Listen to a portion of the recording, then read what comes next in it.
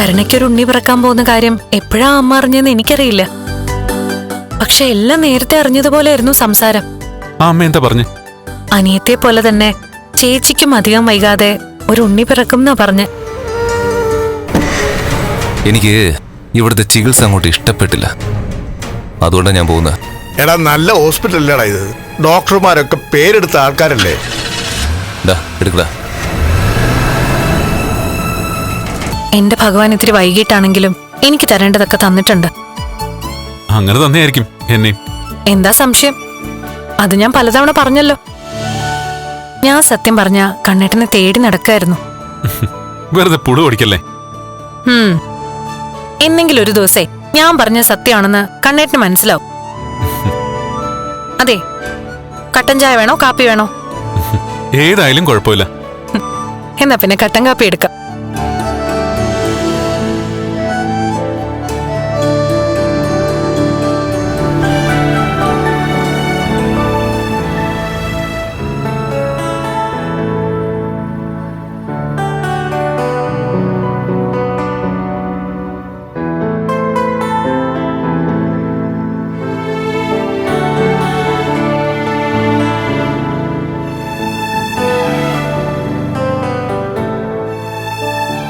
ഉണ്ണി ജോലിയിലാണോ? ആ, കണക്ക് കുറച്ച് എൻട്രി ചെയ്യാനുണ്ട്. ആ, കണ്ണേട്ടനൊരു കോഫി വേണമെന്ന് പറഞ്ഞു. ഉണ്ണിക്കൂടെ എടുക്കട്ടെ? ആ, എടുത്തോ. ശരി. അവൾ ഉറങ്ങിയോ കരുണ? അവള് മൊബൈൽ നോക്കിക്കൊണ്ടിരിക്കായിരിക്കും. അവളെ ശ്രദ്ധിച്ചോണേ, ഉറക്കം കൂടുതൽ വേണ്ട സമയായത്.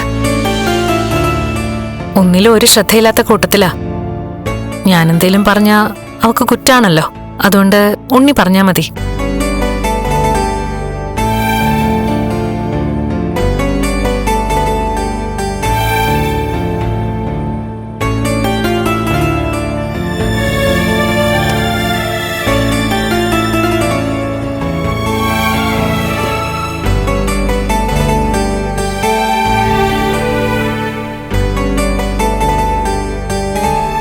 ഒരമ്മയാകണമെന്ന് അടങ്ങാത്ത ആഗ്രഹം അവളെപ്പോലെ ആത്മാർത്ഥതയുള്ള, സ്നേഹിക്കാൻ അറിയാവുന്ന ഏതൊരു പെണ്ണിനും ഉണ്ടാവും. പണത്തിനും പ്രതാപത്തിനും എത്രയോ മുകളിൽ അവള്. അമ്മയാകാൻ കഴിയുന്ന ഒരു പെൺകുട്ടിക്ക് ഒരു കുഞ്ഞിനെ ലാളിക്കാൻ കഴിഞ്ഞില്ലെങ്കിൽ അവള് പിന്നെ ജീവിതത്തിൽ എന്ത് നേടിയിട്ടും ഒരർത്ഥവുമില്ല. സത്യത്തിൽ അവിടെയാ ഞാൻ ചെയ്തത് വലിയ തെറ്റായി പോയെന്ന് പലപ്പോഴും എനിക്ക് തോന്നുന്നത്. എന്റെ മനസ്സാക്ഷി എന്നെ കുത്തി നോവിക്കുന്നതും.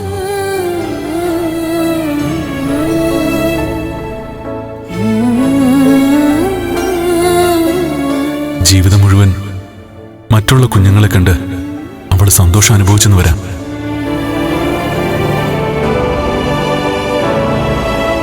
എങ്കിലും അവൾ നൊന്ത് പ്രസവിച്ച സ്വന്തം കുഞ്ഞിനെ ലാളിക്കാൻ കഴിയാത്തതിന്റെ വേദന അവളുടെ ഉള്ളിന്റെ ഉള്ളിലുണ്ടാവും.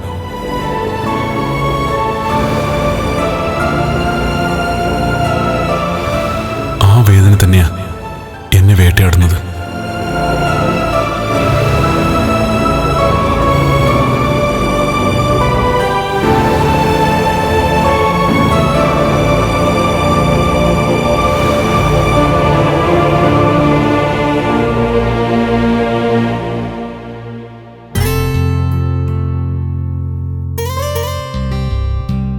ഉണ്ണി കോഫി. അയ്യോ, എല്ലാം ദേഹത്ത് വീണല്ലോ.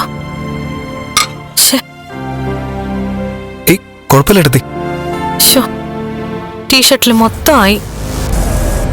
ഞാൻ തുടച്ചുതരാൻ, കുഴപ്പമില്ല.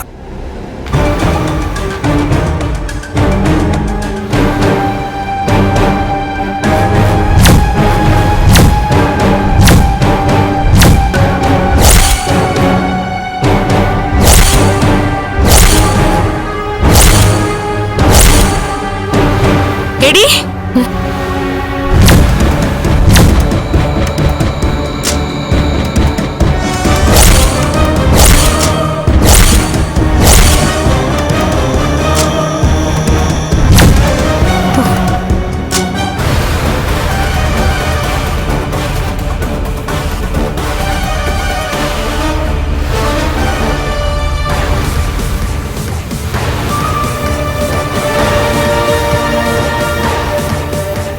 എന്താടി ഇത്?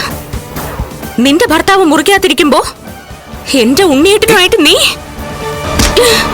കണ്ണേ വിടോ. വിട. ഞാനൊന്നും ചെയ്തിട്ടില്ല. ഉണ്ണിക്ക് കുടിക്കാൻ കോഫി എടുത്തപ്പോ അത് ഉണ്ണിയുടെ ദേഹത്ത് വീണു. അതെന്റെ സാരി തലപ്പുണ്ട് തുടക്കിയായിരുന്നു ഞാൻ. അതേ കരണേ. എന്തോന്നതേ? മുറിക്കാത്തിരുന്ന് ജോലി ചെയ്യുന്നതിന് പകരം ഇവിടെ വന്നിരിക്കുക.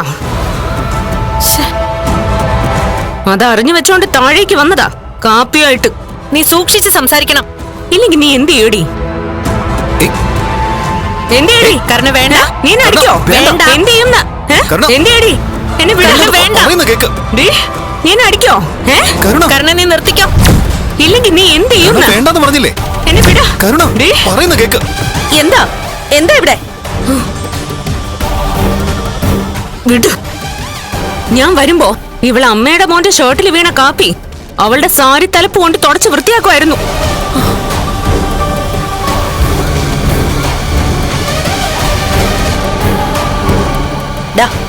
എന്താടാ ഇത്? അതമ്മേ. ഉണ്ണിയേട്ടനെ ഒന്നും പറയണ്ട. ഇവളിങ്ങനെ സമയവും കാലവും നോക്കാതെ ഉണ്ണിയേട്ടന്റെ അരികിലേക്ക് വരുമെന്ന് എനിക്ക് നന്നായിട്ട് അറിയാം. അതറിഞ്ഞു വെച്ചോണ്ട് തന്നെയാ ഞാൻ ഉറങ്ങാതിരുന്നത്. നീ എന്തിനാടി ഉണ്ണിക്ക് കാപ്പിയുമായിട്ട് വന്നത്? അതമ്മേ, കണ്ണേട്ടനൊരു കാപ്പി വേണമെന്ന് പറഞ്ഞു. അതിന്റെ ഒപ്പം ഉണ്ണിക്ക് ഒരു കാപ്പി കൊടുത്തതാ. അത് ഉണ്ണിയുടെ കയ്യിൽ നിന്ന് സ്ലിപ്പായി ഉണ്ണിയുടെ ദേഹത്ത് വീണു. ഉണ്ണിയുടെ ദേഹത്ത് കാപ്പി വീണെങ്കിൽ ഉണ്ണി അത് തുടച്ചു വൃത്തിയാക്കുമല്ലോ. നീ എന്തിനാ സഹായിക്കാൻ പോയത്? അത് അത്രയ്ക്ക് വലിയ തെറ്റായി പോയോ അമ്മേ? തെറ്റ് തന്നെയാ. ഉണ്ണിയുടെ കാര്യങ്ങൾ നോക്കാൻ ഇവിടെ കരുണയുണ്ട്, ഞാനുണ്ട്, മഞ്ജുണ്ട്. പിന്നെ നിന്നെ ഇവിടെ കൊണ്ടുവന്നതേ കണ്ണന്റെ കാര്യങ്ങൾ നോക്കാൻ വേണ്ടിയാ. അതിവക്ക് എത്ര പറഞ്ഞാലും മനസ്സിലാവില്ല. ഉണ്ണിയേട്ടനെ വലയിട്ട് പിടിക്കാനാ ഇവള് നടക്കുന്നെ. ഞാൻ അമ്മയാവാൻ പോകുന്ന വാർത്ത അറിഞ്ഞപ്പോ മുതൽ ഇവളുടെ മനസ്സ് ചാഞ്ചാടി കഴിഞ്ഞതാ. ഇത്തരം സംസാരങ്ങൾ നിർത്തിക്കോ. നീ നിർത്തിയില്ലെങ്കിൽ എന്ത് ചെയ്യൂടി? എന്ത് ചെയ്യടി? നീ അടിക്കോ? എന്ത് ചെയ്യുന്ന? നിർത്ത്. ഞാൻ കേട്ടുകൊടുത്ത സംസാരങ്ങളൊക്കെ വില കുറഞ്ഞ ചിന്തകളുമായിട്ട് നടക്കുന്ന പലരും ഉണ്ട് ഈ വീടിനകത്ത്. അതെനിക്ക് ഈ വീടിനകത്ത് 2 മരുമക്കൾ വരുന്നതിന് മുൻപേ അറിയാം.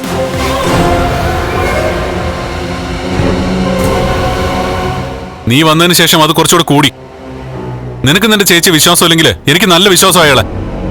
അതുകൊണ്ട് വിശ്വാസമില്ലാത്തവർക്ക് വേണമെങ്കിൽ ഈ വീട്ടിൽ നിന്ന് പോവാം, മാറി താമസിക്കാം.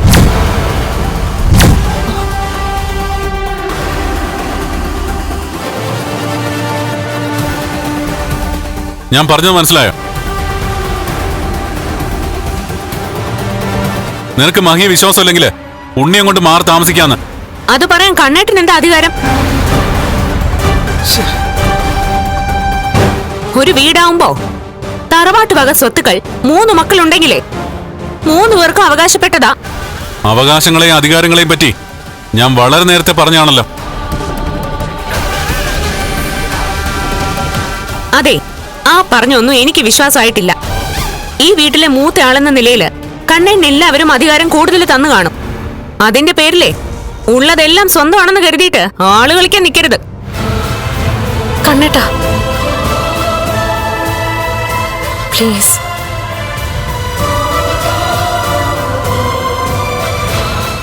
നീ എന്തിനാടി തടയുന്നേ? പറയട്ടെ, പറയാനുള്ളത് എന്താന്ന് വെച്ചാൽ ഇയാള് പറയട്ടെ. ഞാനൊന്നും പറയുന്നില്ല. പറയാതെ തന്നെ ഇവിടെ എന്റെ അമ്മയ്ക്കും അനിയനും ഒക്കെ എല്ലാം അറിയാം. ഒന്നും അറിയാത്ത നിനക്കാ. എന്നാ നിന്നെ പറഞ്ഞ് മനസ്സിലാക്കേണ്ടവര് അതിന് ശ്രമിക്കുന്നുമില്ല.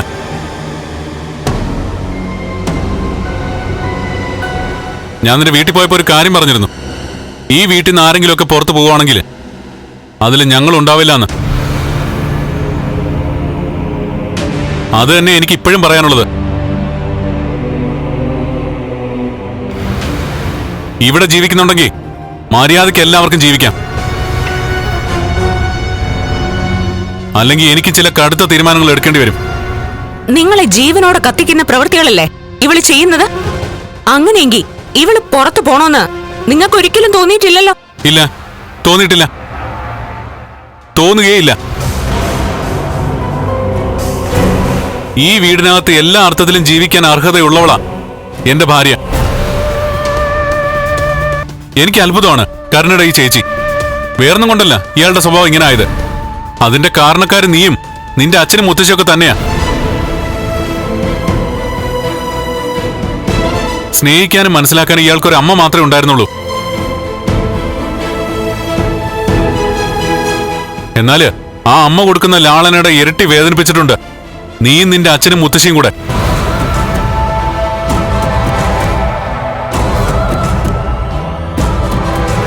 അങ്ങനെ ഒരാൾ കൂടുതലൊന്നും മോഹിച്ചിട്ടില്ല, സ്വപ്നം കണ്ടിട്ടുമില്ല.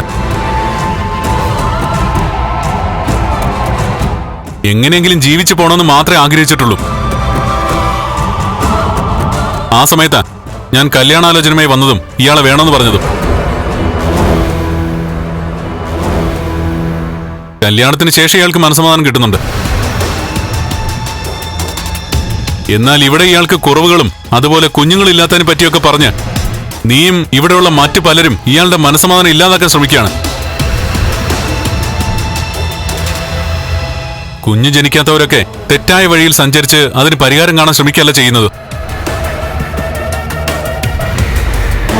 സ്വന്തം കുറവുകൾ മനസ്സിലാക്കി അതുമായി പൊരുത്തപ്പെട്ടു പോകാനാ താല്പര്യം കാണിക്കുന്നത്. ഒരുപക്ഷെ ഇയാളുടെ വിധി നിനക്കായിരുന്നെങ്കിൽ നീ ചിലപ്പോ വഴിവിട്ട് സഞ്ചരിച്ചേനെ. അനാവശ്യം പറയരുത്. പിന്നെ നിനക്ക് പറയാമോ? നീ പറയുന്നതൊക്കെ നിന്റെ ചേച്ചി കേട്ടോണ്ട് നിൽക്കണം.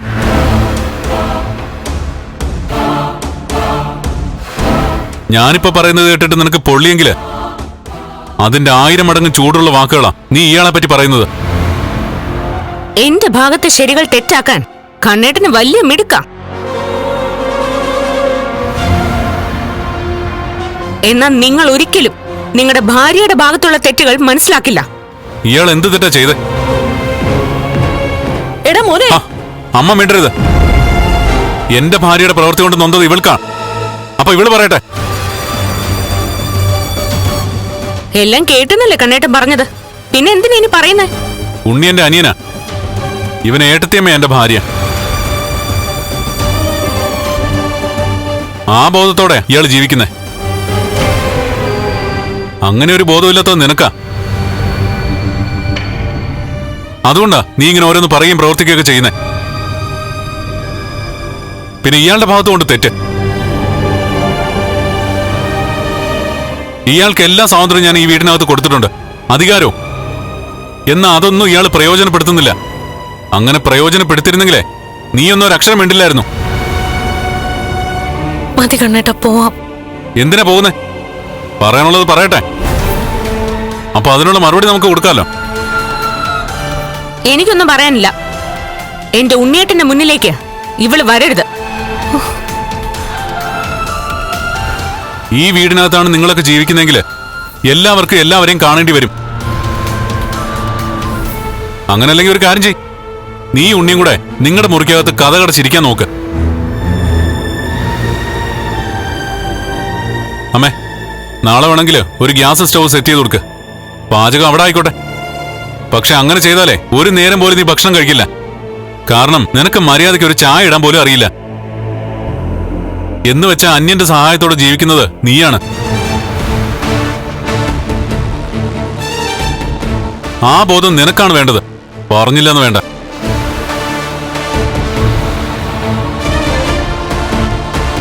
പാടോ.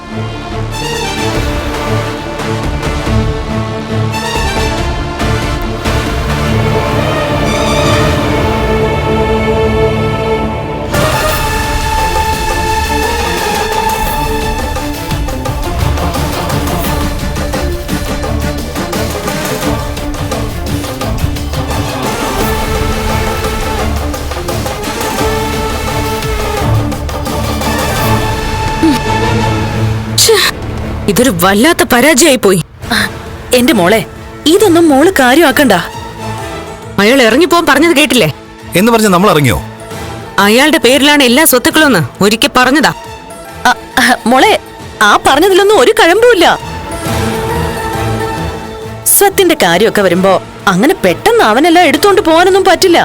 അങ്ങനെയെങ്കിൽ അയാൾക്കൊപ്പം നിന്ന് അമ്മയ്ക്കെങ്കിലും സംസാരിച്ചൂടെ? ഇത് അമ്മ അയാൾ ചൂണ്ടുവിരലിൽ നിർത്തുവാണല്ലോ. മോളെ, വയ്യാത്തവനല്ലേ, അവനങ്ങ് വിട്ടേക്ക്. ദേ, അവളെ എങ്ങനെയെങ്കിലും പുകച്ച് പുറത്ത് ചാടിക്കണം. അതോടെ മോളുടെ എല്ലാ പ്രശ്നവും അവസാനിക്കും.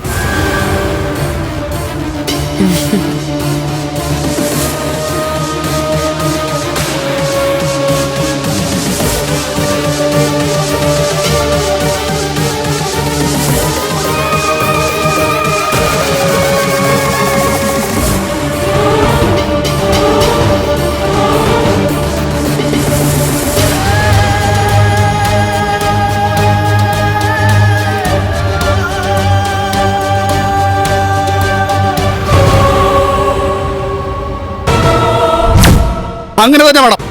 മോള് വിട്ടുകൊടുക്കരുത് മോളെ. പറയാനുള്ളതൊക്കെ മുഖത്തടിച്ച പോലെ അങ്ങ് പറഞ്ഞേക്കണം. ഇനി കുട്ടികളുണ്ടാവില്ല. അതുകൊണ്ട് അവള് ഉണ്ണിക്കു ചുറ്റും വട്ടം വിട്ട് നടക്കുക. അങ്ങനെയുള്ളപ്പോ മോള് വിട്ടുകൊടുക്കേണ്ട കാര്യമില്ല. അവക്കിനി എന്തൊക്കെ കിട്ടിയെന്ന് പറഞ്ഞാലും കുഞ്ഞുങ്ങളില്ലാത്തത് വലിയൊരു കുറവാ മോളെ. ആ കുറവ് നികത്താൻ അവള് പരമാവധി ശ്രമിക്കും. പക്ഷേ ഒരു കാരണവശാലും ഉണ്ണിയുടെ കുഞ്ഞിനെ താലോലിക്കാനുള്ള അവസരം അവൾ ഉണ്ടാക്കിയെടുക്കരുത്. ഇവിടെ ഉണ്ട് അവളെ വളർത്തി വഷളാക്കിയ അവളുടെ അമ്മ. രണ്ടു കെട്ടിയ അമ്മയുടെ പാരമ്പര്യം മോളും അതേപടി നിലനിർത്താൻ ശ്രമിക്കുമെന്നുള്ളൊരു ബോധം എന്റെ മോളുടെ മനസ്സിൽ എപ്പോഴും ഉണ്ടാവണം. ശരി അച്ഛാ, അവളെ ഞാൻ ഇനി അതിനും കൂടി അനുവദിക്കത്തില്ല. ശരി മോളെ.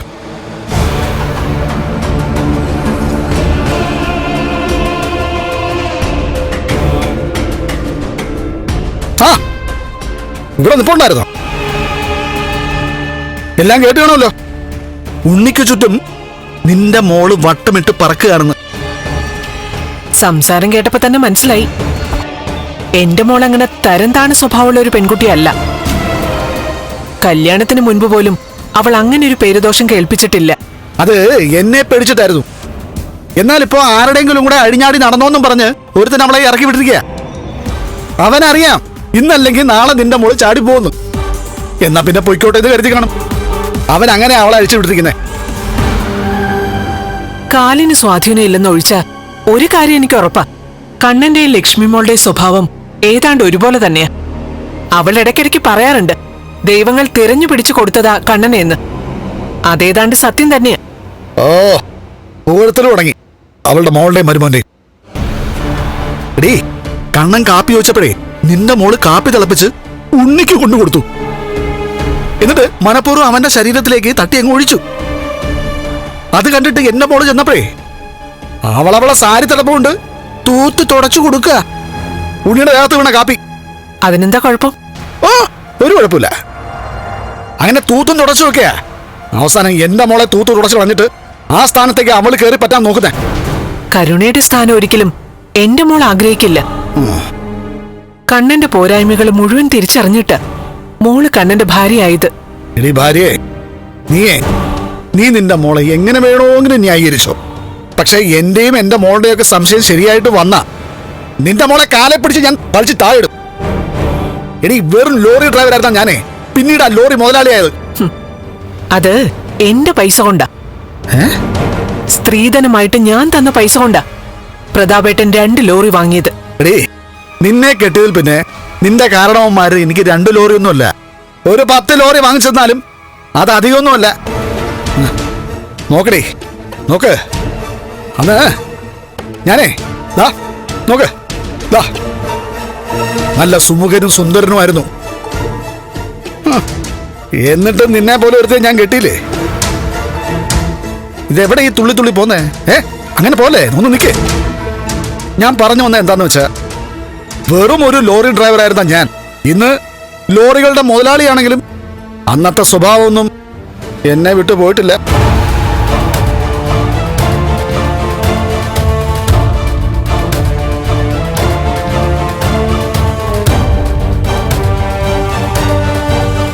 പറഞ്ഞു വന്നത് എന്താന്ന് വെച്ചാ, നിന്റെ മോളുടെ നെഞ്ചത്തൂടെ ലോറി കയറ്റി ഇറക്കാനുള്ളൊരു അവസരം നിന്റെ മോളായിട്ട് ഉണ്ടാക്കി വെക്കരുത്. കരുണമോള് അവളും അവളുടെ കെട്ടിയവനും കാരണം ഒരുപാട് കരഞ്ഞതാ. ഇപ്പൊ പിന്നെ അവള് അമ്മയാവാൻ പോകുന്ന അറിഞ്ഞതിന് ശേഷം അവക്ക് ഇത്തിരി ഒരു ആശ്വാസം കിട്ടിയത്.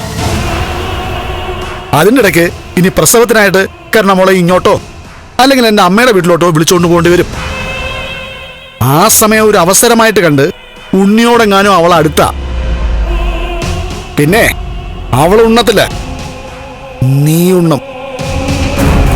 നിന്റെ മോളുടെ കൊലച്ചോറ്